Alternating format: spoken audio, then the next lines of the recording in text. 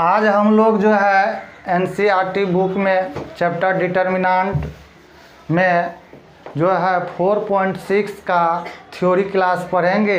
Theory class में जो है बोर्ड पर ध्यान दीजिए, solution of system of linear equation using inverse of A matrix.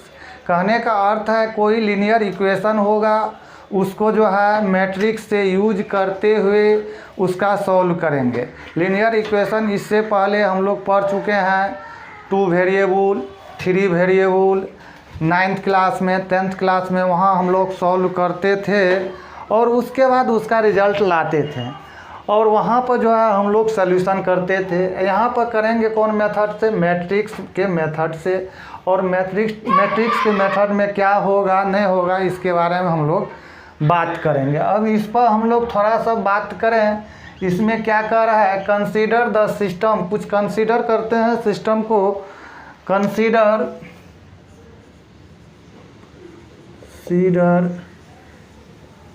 The system, consider the system of equation are. अब यहाँ ध्यान दीजिए, a1 x plus b1 y c1 z equal to d1, a2 x b2 y c2 z d2 and a3 x b3 y c3 z d3। अब ये जो हम लोग लिखे हैं consider the system of equation are, इसमें जो है 3 इक्वेशन हम लोग लिए हैं। यहाँ पर इस इक्वेशन में जो है हम लोग ध्यान दें थोड़ा सा, तो वेरिएबल जो है इसमें हम लोग का 3 वेरिएबल्स है, x y z। उसके बाद अदरवाइज जो है कांस्टेंट टर्म है, a1 b1 c1 d1, ये सब कांस्टेंट टर्म है। इसी को हम लोग थोड़ा सा लिखते हैं यहाँ पर, लेट a इक्वल टू, ध्यान दीजिए, a1 b1 c1, a2 b2 c2, a3 b3 c3। इसके बाद यहाँ पर हम लिखते हैं कैपिटल X। X में क्या आ जाएगा?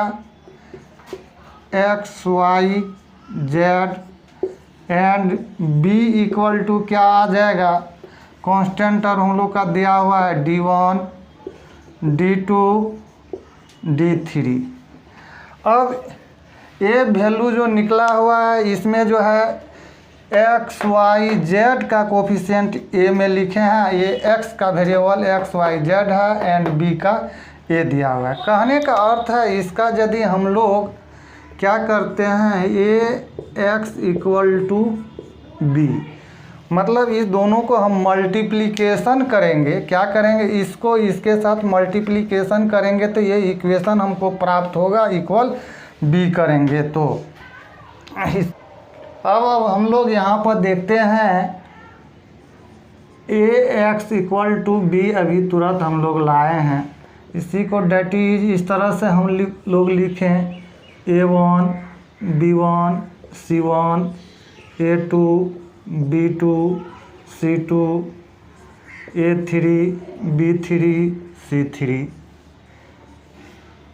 x y z equal to d1 d2 d3।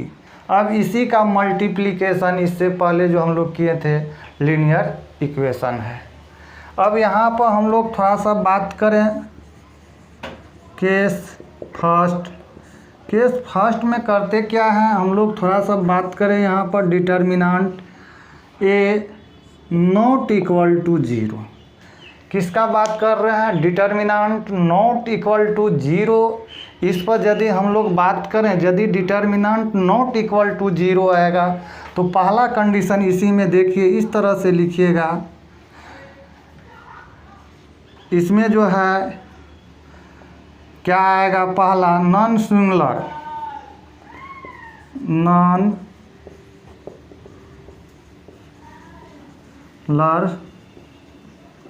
Matrix. इसी में दूसरा फिर आएगा क्या चीज? नॉन सिंगुलर मैट्रिक्स आएगा, इन्वर्स एग्जिस्ट करेगा।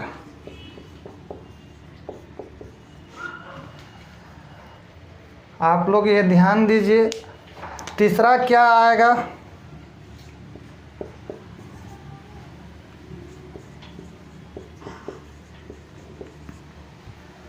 Unique solution. हम लोग यहाँ पर क्या देख रहे हैं? Unique solution. फोर्थ में होगा क्या? कंसिस्टेंट। अब जो है ये ध्यान दीजिए, हम जो एक केस लिखे हैं इस तरह से, इतना केस। पहला क्या आएगा? Determinant not equal to zero. तब determinant not equal to zero तो नॉन सिंगुलर मैट्रिक्स। और इन्वर्स क्या होगा? एग्जिस्ट करेगा। यूनिक सॉल्यूशन होगा और क्या होगा? कंसिस्टेंट होगा। सिस्टम क्या होगा? कंसिस्टेंट होगा। इतना चीज़ ध्यान दीजिएगा। कब? Determinant not equal to zero होगा तो। और इसका मेनी सॉल्यूशन भी हो सकता है। अब ये ध्यान दीजिए, ये इस केस में से कहीं से भी ऑब्जेक्टिव, ये ऑब्जेक्टिव तो बहुत बार पूछ चुका है और ये वाले भी आपको सीबीएसई बोर्ड में पूछ चुका है। इतना में से ऑब्जेक्टिव आपका आएगा ही। और आगे यहाँ पर थोड़ा सा हम लोग देखें क्या यहाँ लेकर हम लोग चलें। ये दिया हुआ है 9 AX इक्वल टू बी। इसमें pre multiplying by A inverse in both sides we get. ध्यान दीजिए, A inverse AX, A inverse B। A inverse इसका वैल्यू जो है हम लोग को क्या देगा? I देगा। यहाँ पर निकला A इनवर्स B। हम लोग जानते हैं A inverse A equal to I के साथ X के साथ फिर IX इक्वल टू X। ये हम लोग का रिजल्ट आ गया। क्या चाहिए अब? यदि हम लोग का x का वैल्यू कहेगा निकालने के लिए, x कैपिटल X के मतलब हुआ इसका जो है लिए थे वेरिएबल XYZ, उसका वैल्यू निकालने के लिए हम लोग को क्या करना पड़ेगा? A inverse B। इसमें एक चीज़ और आप लोग को हम करते हैं, ये कहीं नहीं क्या होगा और कोई नहीं क्या होगा। ये ध्यान दीजिए, इस इनवर्स को हम लोग क्या लिख सकते हैं? Adjoint of A but by determinant A into B। अब यहाँ पर भी टर्म कंडीशन लगेगा, इसका भी यूज हम करेंगे।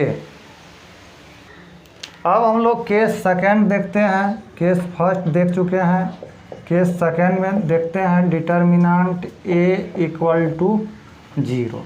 यदि determinant A equal to zero आ रहा है, उसके बाद और कुछ भी यहाँ है और क्या कह रहा है? Determinant A equal to zero आए तो सिस्टम ऑफ जो हो जाएगा इनकंसिस्टेंट हो जाएगा। सिस्टम क्या हो जाएगा? इनकंसिस्टेंट हो जाएगा। और यहाँ पर ध्यान दीजिए क्या क्या आएगा। पहला कंडीशन ये भी आएगा, हम जो लिख रहे हैं ये ध्यान दीजिएगा। ये क्या हो जाएगा? Singular matrix. दूसरा इसमें क्या हो जाएगा? सिंगुलर होगा तो इनवर्स डज नॉट एग्जिस्ट। ये ध्यान दीजिए। तीसरा क्या होगा?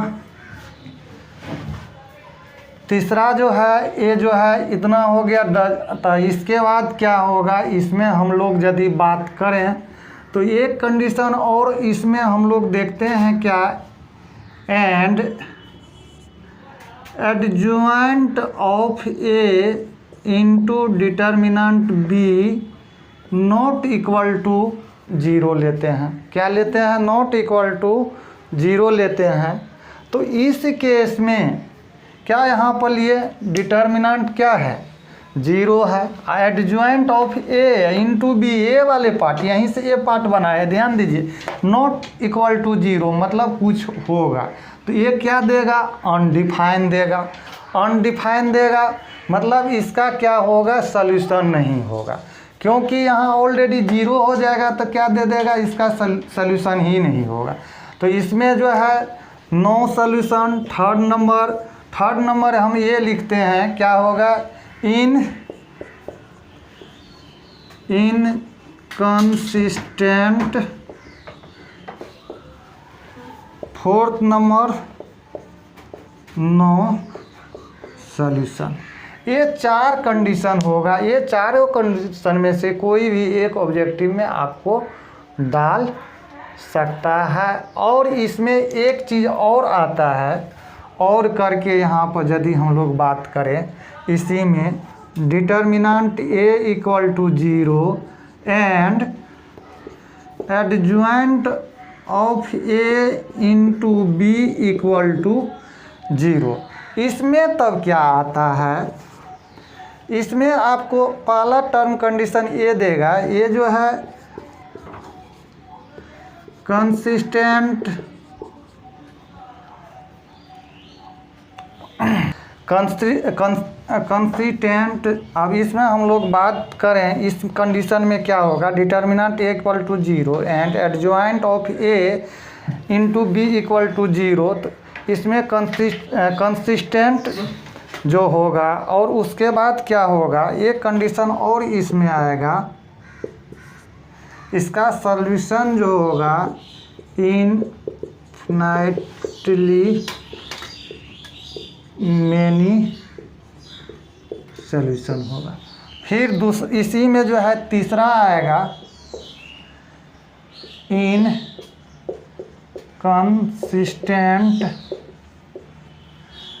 और इसी का जो है और पार्ट आएगा, इसी में एंड करके लिख दीजिए नो सॉल्यूशन। क्या आएगा, नो सॉल्यूशन। ये दोनों कंडीशन जो है इसके लिए था। इसमें ए होगा, क्या होगा, कंसिस्टेंट होगा, इनफिनिटली मैनी सॉल्यूशन होगा। यहाँ क्या होगा, इनकंसिस्टेंट एंड नो सॉल्यूशन। अब ध्यान दीजिए, इतना में हम लोग जो पढ़ेंगे यूनिक सॉल्यूशन, केवल determinant not equal to zero होगा, नॉट इक्वल टू जीरो होगा, तब उस कंडीशन में जो है क्या होगा, कंसिस्टेंट होगा। केवल कंसिस्टेंट के बारे में ही हम लोग सॉल्यूशन करेंगे, यूनिक सॉल्यूशन के ही बारे में केवल इस चैप्टर में यहाँ पढ़ना है। फिर आगे आप लोग ग्रेजुएशन में जब पढ़िएगा तब ये विस्तार से ये थ्योरी का यूज होगा। और इतना आप लोग जानिए और पढ़िए बार बार। Thank you.